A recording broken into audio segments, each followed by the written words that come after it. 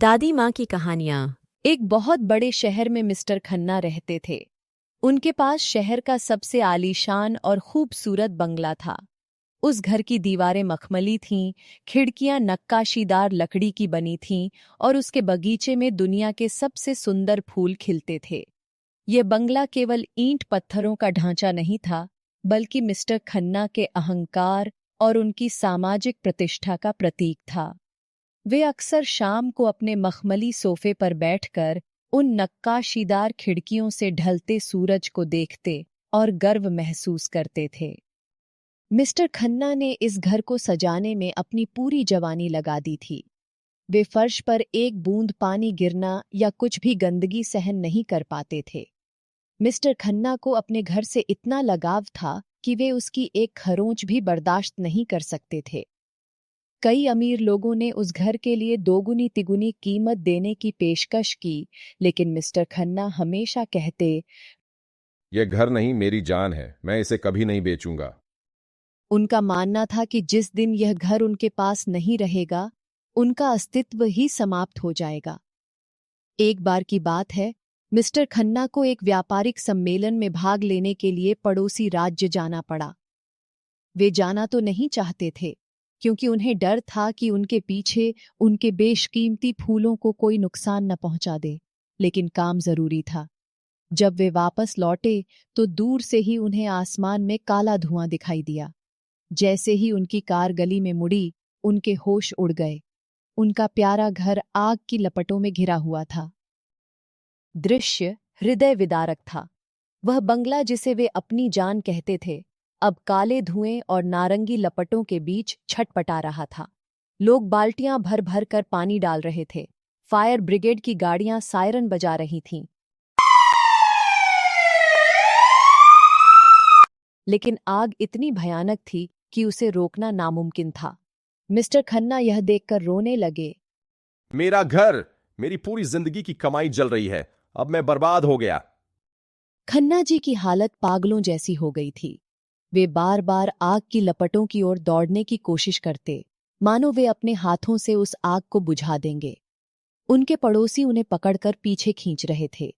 उनकी नक्काशीदार खिड़कियां झलकर काली पड़ चुकी थीं और वह मखमली दीवारें अब राख में बदल रही थीं।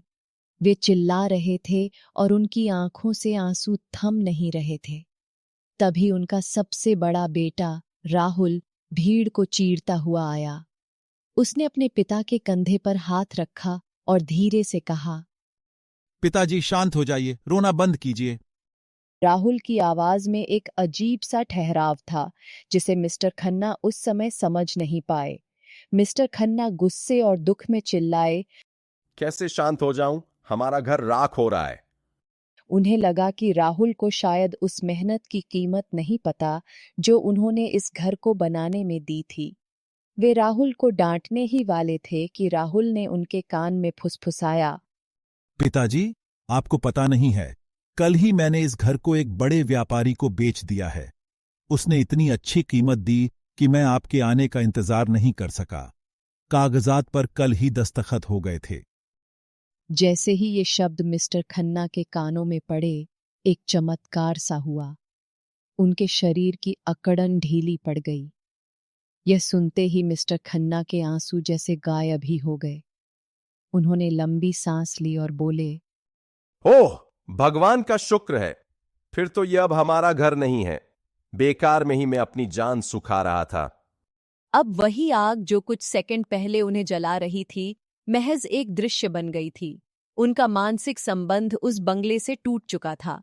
उन्होंने अपने आंसू पूंछे और बड़े आराम से जेब में हाथ डालकर आग का नजारा ऐसे देखने लगे।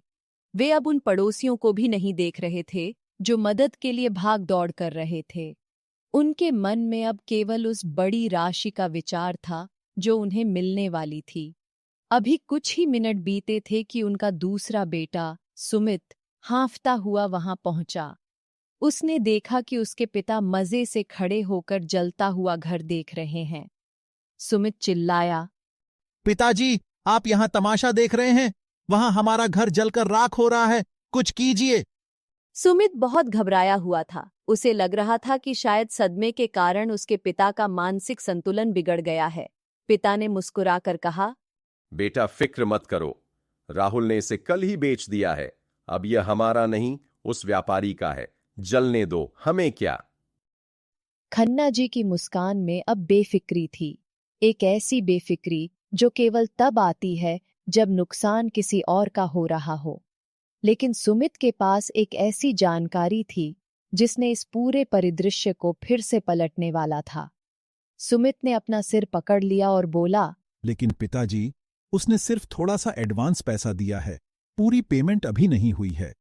अब जब उसने देख लिया है कि घर जल गया है तो वह पूरे पैसे क्यों देगा? मुझे तो लगता है कि वह मुकर जाएगा और कानूनी तौर पर घर अभी भी हमारे नाम ही है। सुमित की यह बात बिजली की तरह खन्ना जी पर गिरी। स्वामित्व का विचार फिर से उनके मन में जाग उठा।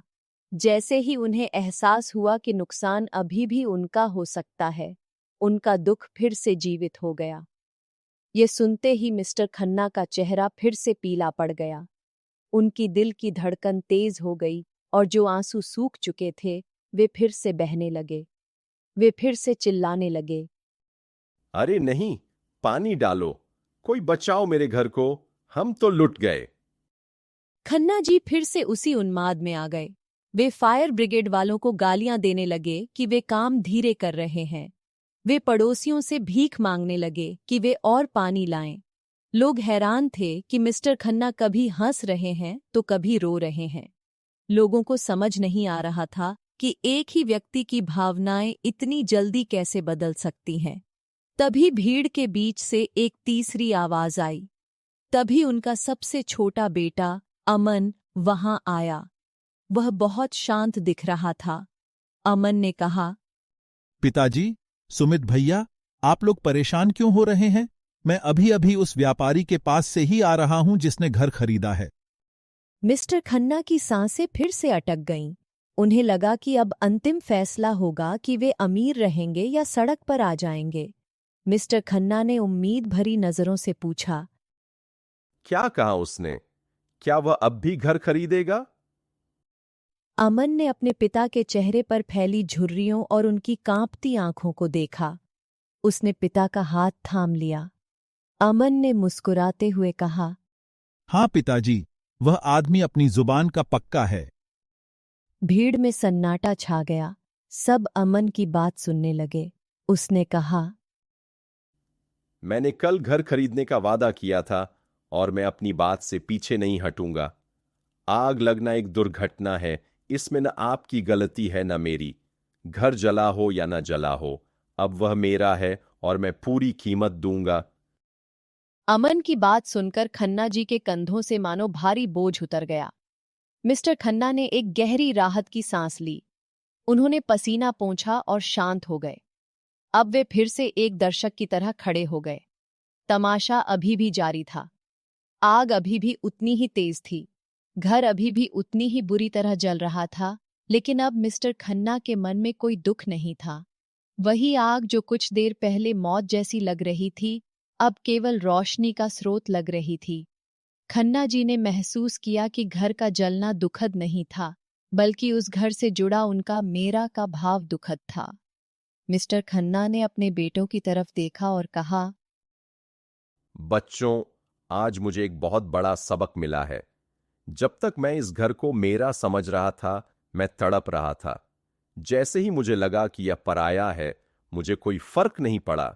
आग वही है, घर वही है, बस मेरा लगाव बदल गया। खन्ना जी अब उस मलबे को देख रहे थे जिसे वे कभी अपनी जान कहते थे। उन्होंने महसूस किया कि उन्होंने अपनी जिंदगी के कीमती साल केवल इस लगाव को पालने में निकाल दिए। बच्चे और लोग जो यह सब देख रहे थे, समझ गए कि दुनिया में दुख का सबसे बड़ा कारण किसी चीज से बहुत ज्यादा चिपकना या उसे अपना मान लेना है। अंत में जब आग बुझ गई और केवल धुआं रह गया, खन्ना जी वहां से मुस्कुराते हुए चल दिए। उनके पास अब घर नहीं था, लेकिन एक ऐसी शांति थी जो महलों में भी नहीं मिलती। यह कहानी हमें सिखाती है, अति लगाव दुख का मूल है। किसी वस्तु से अत्यधिक मोह ही इंसान को मानसिक रूप से अस्थिर और दुखी बनाता है। दृष्टिकोण का महत्व, परिस्थितियां नहीं बदलती, बल्कि उनके प्रति हमारा नजरिया हमारे सुख और शांति को तय करता है। संसार नश्वर है। भौतिक चीजें कभी भी नष्ट हो सकती हैं, इसलिए उनसे अपनी पहचान जोड़ना मूर्खता है। आपसे अनुरोध है कि इस चैनल को लाइक, शेयर, कमेंट और सब्सक्राइब करें। साथ ही बेल आइकन भी दबाएं। धन्यवाद।